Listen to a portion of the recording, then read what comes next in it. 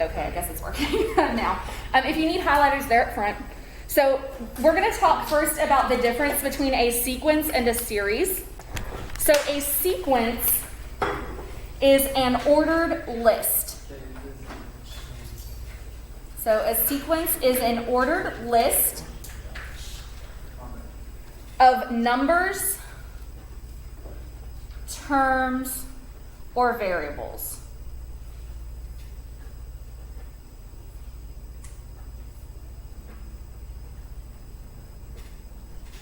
So a sequence is an ordered list of numbers, terms, and variables. So what that means is it's anything that goes in order, like even numbers or consecutive integers. Anything involving a list of items or numbers or variables, terms, that is called a sequence. So an ordered list of numbers, terms, or variables. The thing about a sequence is that sequences can be infinite, meaning they can go on forever. So all integers, that's infinite. Integers go on forever. Or they can be finite, meaning they stop. So it could be a sequence of numbers 1 through 10. Okay, that would eventually end at 10. So sequences can go on forever or it can stop. The thing about a sequence is that the order matters. So if the term is written first, it is the first term. So the type of order that you put them in, you can't just rearrange the numbers. If you rearrange them, you change the pattern. So a sequence is a list, an organized list of numbers. A series is a sum. It's when you add a sequence together. So if you have integers from 1 to 10, a series is you adding all the numbers between 1 and 10 together. That's a series. These AC units are loud. It is the sum of a sequence. So a series is a sum of the sequence. So we're going to learn a Greek letter. That Greek letter is called sigma.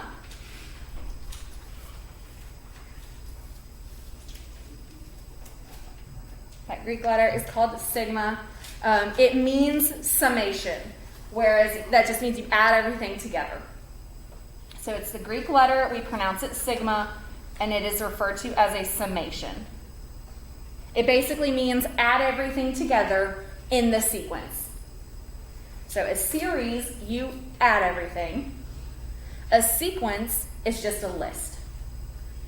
Now, the numbers in the list will be organized either by adding the terms together or multiplying.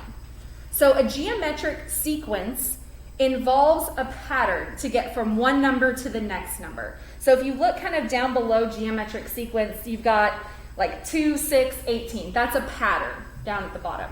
The pattern is going to help you solve certain problems about the sequence. So we're going to write the formula first. Actually, I will define it first. So a geometric sequence is a ratio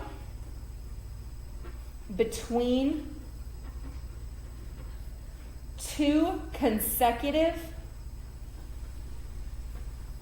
terms where, and we're going to write the formula somewhere over here, where the ratio remains constant.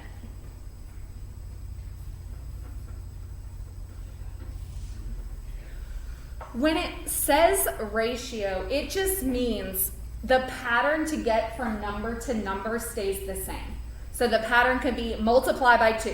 To get to every number in the pattern, you multiply by 2. So when it says the ratio remains constant, it just means that the pattern is the same all the way through the sequence. So we're going to write the formula. It's A sub n equals A sub 1 times r to the n minus 1. So these formulas, they can look confusing because there are a lot of variables, there's a lot of subscripts, to have to read through. In terms of the formula, though, you're going to be provided most of those variables. You just have to understand what each part stands for. Okay? So in a geometric sequence, you will have a beginning and eventually an end, usually. In these problems, you will have to know what each part stands for. So we'll start with A sub n. So I'm going to color code a lot in this because it makes it a little easier. If you want highlighters, they're up there. A sub n, the first thing here, that stands for the value of the nth term. The nth term is just where it stops, where the sequence ends. So A sub n is like the ending part. Okay? So when you see A sub n, you should be thinking of the value of the nth term. Like the problem might say, what is the value of A sub 28? It just wants to know what is the value of the 28th term. Okay? So if A sub n represents the nth term, what do we think A sub 1 represents? Yeah, A sub 1 is term number 1. So A sub 1 is the value of the first term. So anytime it says a sequence and it gives you a pattern, whatever number's first, that's A sub 1. So that's why it matters the way that you write this order. So the order in which you write all of these sequences, they make a difference. You can't be flipping around and putting A sub 1 at the end. It's got to go first. The letter R stands for common ratio. Okay. So the letter R stands for the common ratio. And the common ratio, which we will define real quick in just a second, it just means how do you get from one number to the next number? Like what mathematically do you do? So a ratio, that's just the pattern. Oh, I multiply 3. That's the ratio. The letter N is represented by the number of terms. So how many terms does the sequence have? So if it has 12 terms, 12 is n. N is represented by the number of terms. Okay. The formula can look weird because there are a lot of variables. But in the problems, they will provide a majority of them. And only one variable won't be provided, and that's what you're solving for. So a common ratio, I'm going to zoom out just a little bit. The common ratio is how you get from one number to the next number. So a common ratio, we use the letter R. So the letter R, it could be uppercase or lowercase. I just write my R as uppercase. Common ratio can only be multiply or divide. If you are adding and subtracting to get to the next term, then that's arithmetic. Geometric sequences only go from term to term by multiplying or dividing. So if the pattern is add 7, it's not geometric, it's arithmetic. So one of the trickiest parts with sequences is determining which type of sequence it is. If the pattern involves multiplying or dividing, it's geometric. If it involves addition and subtraction, it's arithmetic, which is on page 4. So let's just kind of talk through. We want to figure out the next 2 terms in the sequence. So this is a geometric sequence. So how do we get from 212 to negative 106? What should we do? Either multiply or divide to get from 212 to negative 106.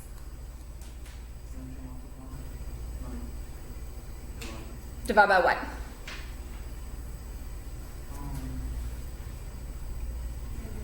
Negative 2.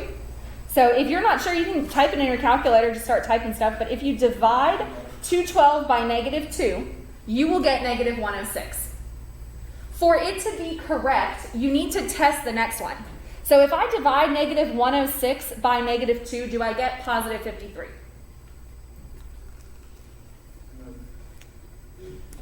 Are you sure? Negative 106 divided by negative 2 is not 53? Oh, okay. Y'all messing with me? All right, now instead of dividing by 2, how could we get there by multiplying? What would we multiply 212 by to get to negative 106? Negative 1/2. Both of these are correct. You can use division. Usually if the sequence is decreasing, we recognize division first. If the sequence is increasing, you're going to probably recognize multiplication first. If it's increasing, you would multiply. All right, so what is the 5th term if we follow our pattern? Yeah, if I divide negative 26.5 by negative 2, I get 13.25. Next term?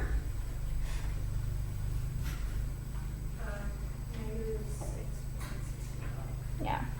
And as we continued on, the decimals will get bigger and bigger, but we're going to stop after these 2 terms.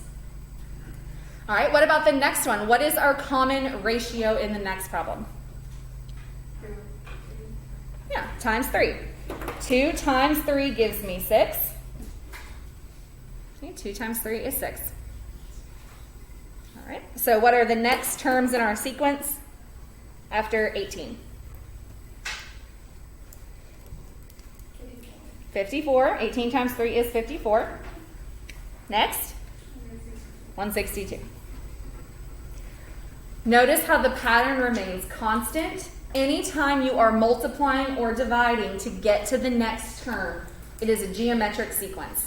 The term common ratio only goes with geometric sequences. That's it. Okay. So we're going to do 2 problems, one that involves the formula and one that involves just following the pattern.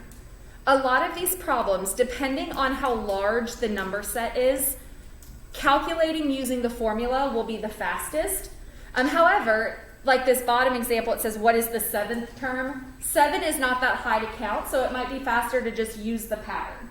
So it really just depends on what type of problem you're working with. So we'll do the first one using the formula, and the second one just using math skills. I don't mind which way you do it, but I do want you to be comfortable with the formula because some problems can only be done with the formula without taking forever. So this says, what is the first term in the geometric sequence if each number is found by multiplying the previous term by negative 3, and the 8th term is 4,374. In this problem, it tells you that the geometric sequence is what you're using. So that should let you know, hey, I use geometric sequence formula. So I'm going to write the formula down. A sub n equals a sub 1 times r raised to the n minus 1.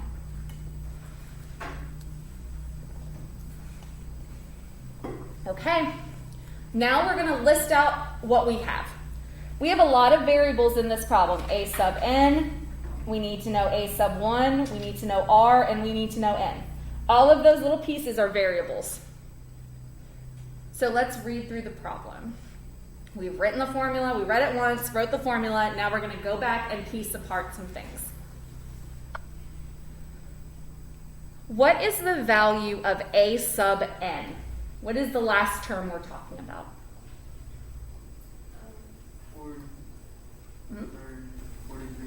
Yeah, 4374. That is the 8th term.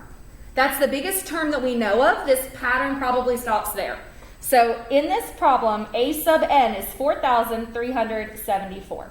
A sub n is the nth term. It's where the pattern kind of stops. Do we know a sub 1? No, that is what we're looking for. It says, what is the first term? So I'm going to put a little question mark here. That's a variable. I don't know what it is. What is the common ratio in this problem? Yeah, it says right here, each number is found by multiplying the previous term by negative 3. When you multiply by negative 3, that is the ratio. That's how you get from term to term. So negative 3 is r. What is n? How many terms are we working with? 8 terms. It says the 8th term. So 8 is n. Once you have all those pieces, now plug it into the formula. It can be very overwhelming looking at this formula. There's a lot of stuff, especially since this might be the first time you've ever seen it. Once you've seen it after a while, after a day or two, plugging it straight into the formula might be easier. So a sub n we know is 4,374. I don't know a sub n, so I'm just going to leave it. I'm not going to change it to x because I want to pay attention to what that x would stand for. We know the ratio is -3, and we're raising that to the 8 minus 1. So in this problem, again, I'm taking all of this information straight from my problem to help me substitute. So a sub n, we know that value. And I'm just using the same colors from up above to represent the a sub 1. We know our ratio found by multiplying the previous term by -3. And then we know we are working with 8 terms because it said 8. Okay. To plug this into the calculator, I would recommend putting parentheses around some things. We know that 4,374 isn't going to be touched, and neither is a sub 1. However, when you raise -3 to an exponent, it needs to be in parentheses because it's negative.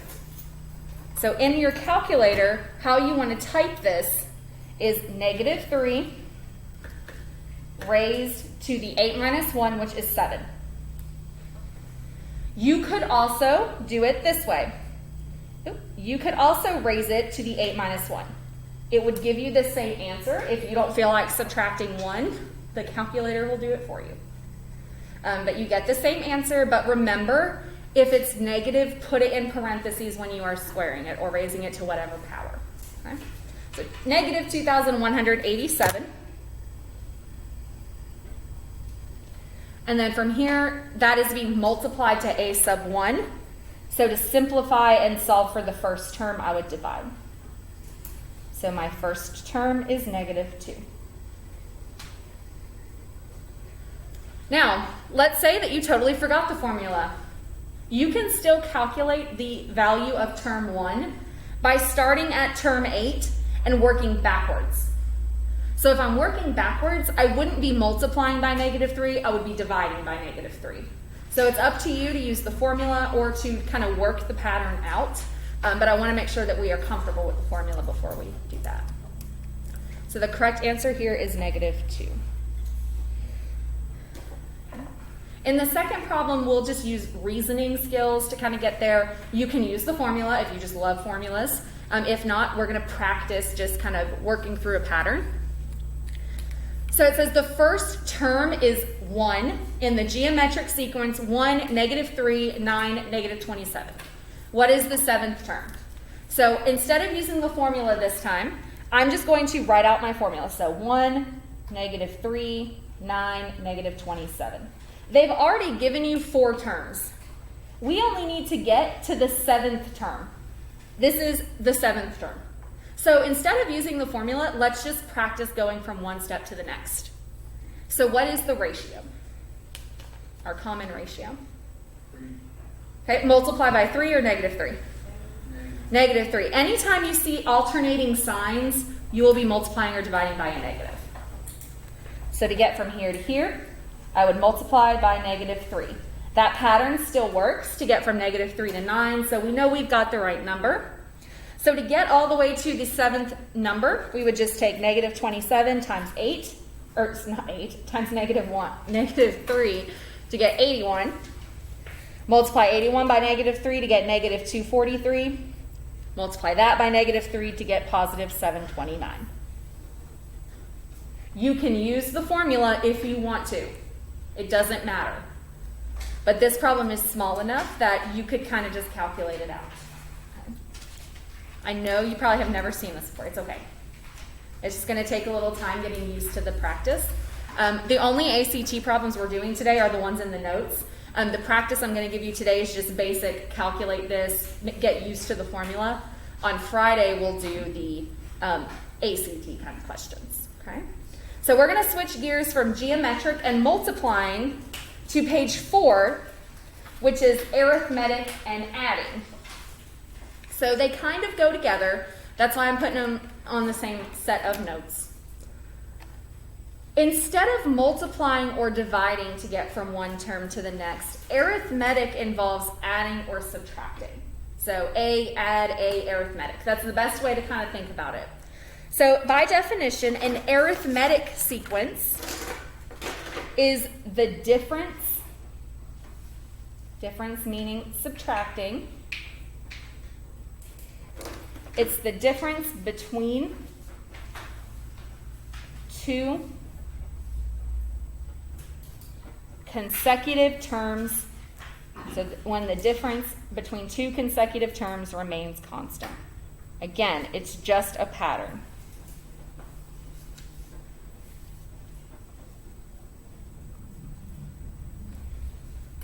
So arithmetic, it's the difference between two consecutive terms remains constant. It's when you, to get from one to the next, you subtract 7 or you add 12. So arithmetic, the difference between two consecutive terms remains constant. So arithmetic is add, subtract. Geometric is multiply or divide. Okay. There are two types of formulas for arithmetic, making it slightly more difficult than geometric. The first formula, we need to talk about common difference, sorry. So in geometric, we have common ratio. In arithmetic, we have common difference. So difference goes with arithmetic, ratio goes with geometric. So common difference, letter D. To get to those terms, we are adding or subtracting.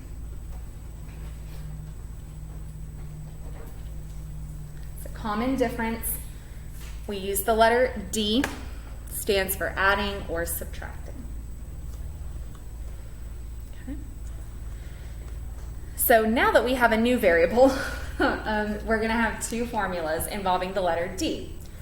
The R ratio is not a part of these because it's only specific to geometric. The first formula you would use when finding an individual term. What that means is the question could ask, what is the value of A sub 12? Or what is the value of the fifth term? That is a single individual term. When it tells you to find just one single term, you're going to use the formula on the left.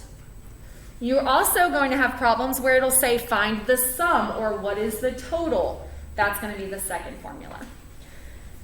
So an example, how it could read, it could say find the 100th term. That would let you know, hey, I should use this formula. I want a single term in this huge sequence. The formula looks basically like geometric, basically just like it, but instead of a ratio, we have a difference, and we're also not raising anything to a power. So it's still going to start A sub n. It's still going to have equals A sub 1. I'm going to kind of put them side by side for a second so you can see how they're similar, how they're different. So this one is the geometric. We're going to do arithmetic. Instead of raising the common ratio to the n minus 1, we are going to add n minus 1 times the common difference. So it still involves n minus 1, but instead of raising that as a power, it's now just being multiplied to the ratio. So they're very similar. It's very easy to forget which one to use and when, but this one involves the common difference. So as far as letters go, they mean the same thing. A sub n, it still means the value of the nth term.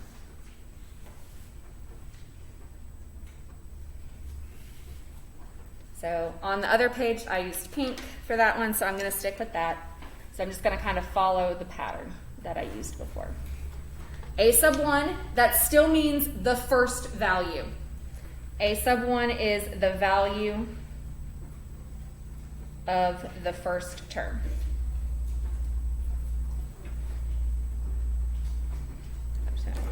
used orange for that. N still stands for the number of terms. So how many terms you're working with. That's not going to change. That's still N. But now we have our new value, letter D. And letter D stands for common difference.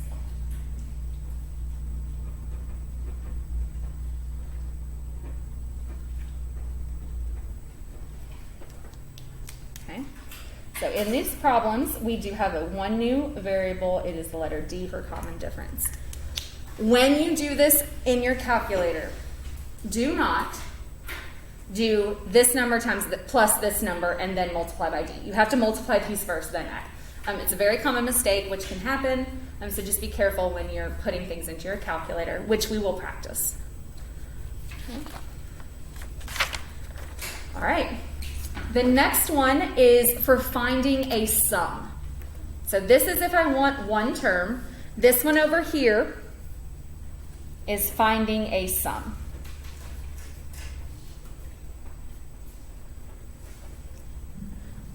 An example of how this could be written, it could say, what is the sum of the first 10 terms? It's going to use the word sum. It might use the word total. So an example of how a problem could be written, it could say, what is the sum of the first 10 terms? And then it would give you other information, just like this one would give you more info. But it's going to kind of give you a clue. When you work with arithmetic sequences, you have to be careful of how problems are worded, so you use the right formula. You have to use the right formula for it to work. And again, since you've never seen these before, it probably doesn't make sense right now. This problem uses the summation symbol. There is a summation symbol on your calculator. However, you're not going to need it. It's just a variable. So sigma equals n divided by 2 times a sub 1 plus a sub n. The only new variable here is sigma, and this just means the sum of all numbers in the sequence. So this is a slightly new variable. We did talk about it on the other page.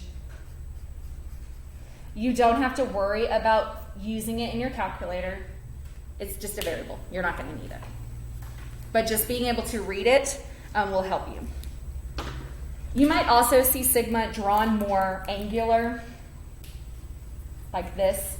That's also a sigma.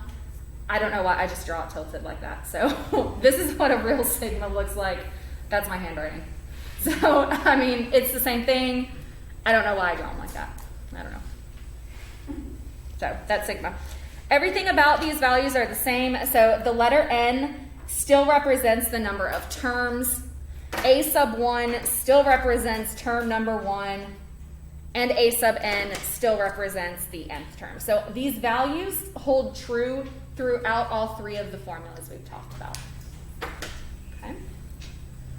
So in these problems, we're going to do one finding an individual term. We're going to do one where we just follow the pattern. And then we're going to do a sum problem in the three examples down below. Okay. All right. So working with the formulas is the best way to kind of learn them. So we're going to start. Number 1 says, what is the difference between each term in the arithmetic sequence if the first term of the sequence is -6 and the 12th term is 126? Are we going to be using find an individual term or find a sum? What is this problem want? An individual term or the sum of all the terms? Individual. Yeah, it wants an individual. It says, what is the first term? Individual term. Good job. You're so quiet all the time. All right, first term.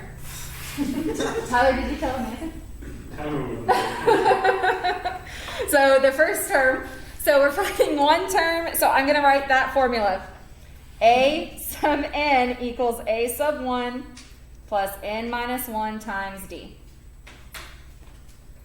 I'm putting the letter D in parentheses because if it's negative, it might look like a subtraction, but it's multiply.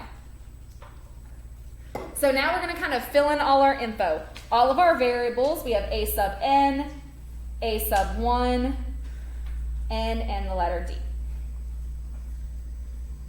Remember, as we do these, it's going to be easier to substitute, but I think listing them out first makes it a little easier to follow. What is a sub n? Yeah, 126. The 12th term is 126. What is a sub 1? Yeah, the first term is negative 6. What is n? 12. We're dealing with 12 terms. Do we know the common difference? No, so that is going to be the variable we are solving for. Now we're going to put it into the equation. A sub n is 126. A sub 1 is negative 6 plus 12 minus 1 times d.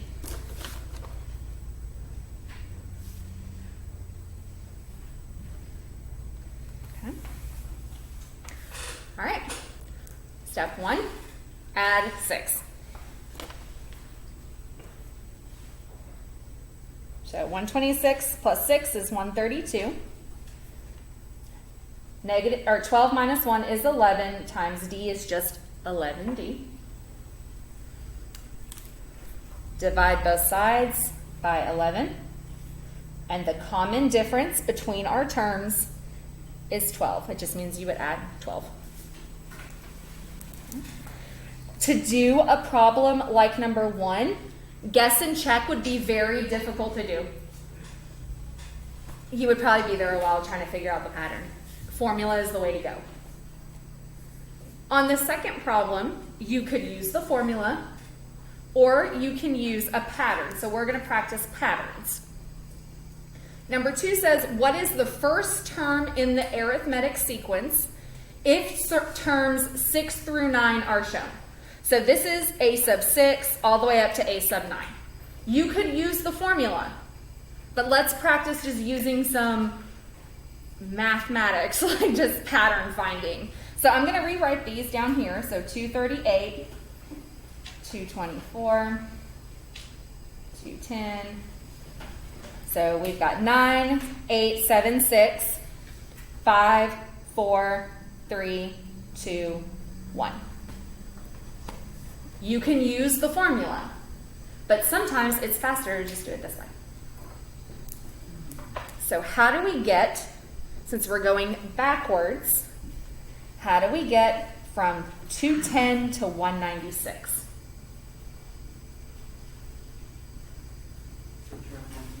Subtract 14. Good job. Okay, that's our pattern. So to continue back to the first term, we are going to just subtract 14 every time. So you're going to do 196 minus 14. That'll give you this term.